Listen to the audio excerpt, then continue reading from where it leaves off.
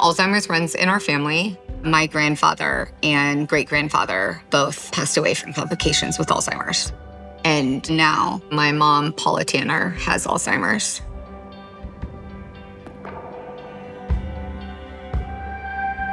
Paula, why don't you sit over here and I'm gonna make you some breakfast.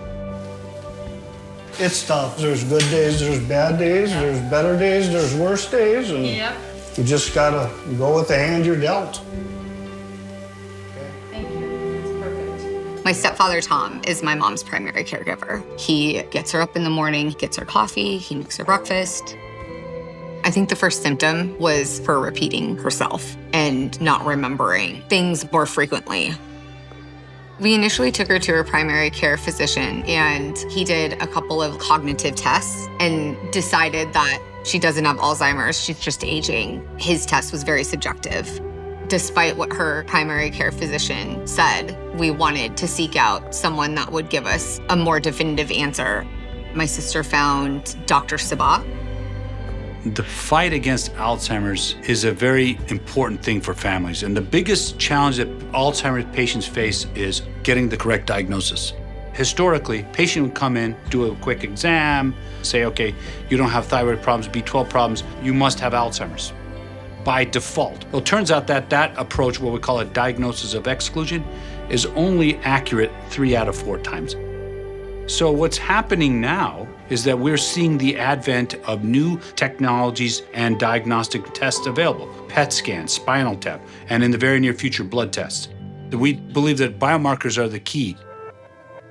A biomarker is a measure of biological activity in the body. Blood pressure, cholesterol, your weight, those are all biomarkers.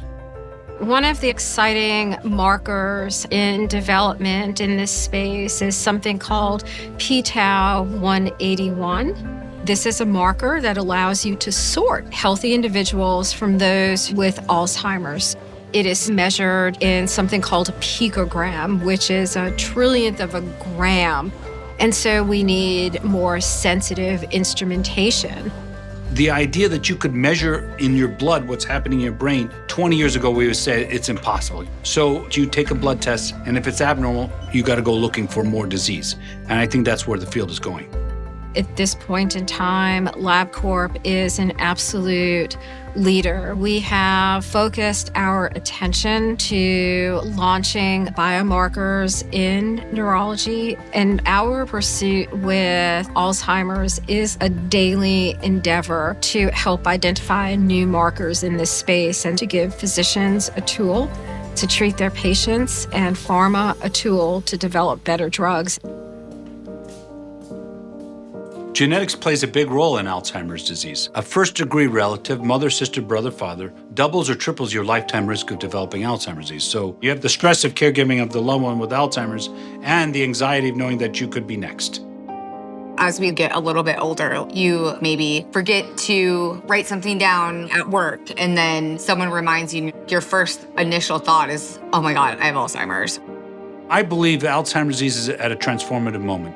We are now being able to identify people at risk, even when they don't have symptoms of memory loss. And when they have the biomarkers present, that means we're trying to intervene before the onset of symptoms, and that's been very, very exciting. We believe very strongly that an early diagnosis can change a patient's trajectory. Labcorp is on a mission to improve the lives of Alzheimer's patients and their caregivers. We really try to live with that hope and that faith that the issues that we faced with our grandfather and our mother are not going to be the same issues that we face. And I think that it's important to believe that there's a different path in the future.